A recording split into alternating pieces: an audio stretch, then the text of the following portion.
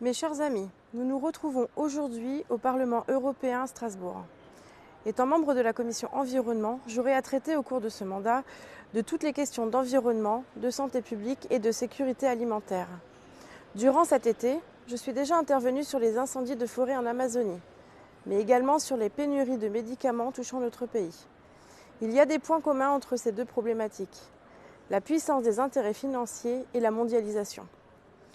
Mais ce qui est frappant en ces débuts de mandat, mais qui était par ailleurs prévisible, ce sont les accords à peine masqués entre les députés macronistes, républicains, verts, socialistes et même insoumis qui se sont partagés toutes les vice-présidences au Parlement européen.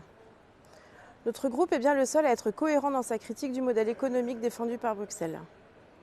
Lors de mes interventions, j'ai rappelé que si nous voulons réellement protéger notre environnement et la biodiversité, nous devons stopper tous les accords de libre-échange tels que le CETA ou le Mercosur. Défendons plutôt le localisme, consommons des produits locaux. Enfin, comme vous le savez, je suis très soucieuse du bien-être animal.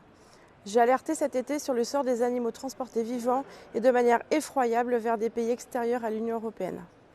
Encore une fois, les questions de rentabilité prennent le pas sur la nécessité de règles protégeant les animaux. Rappelons que la valeur d'une civilisation se mesure à la manière dont elle traite ses animaux et son environnement. Vous pouvez donc compter sur moi pour défendre ces positions de bon sens et de respect que je viens de rappeler. Je reste à votre écoute et je continuerai à vous faire des points réguliers sur mes activités au Parlement européen. À très vite.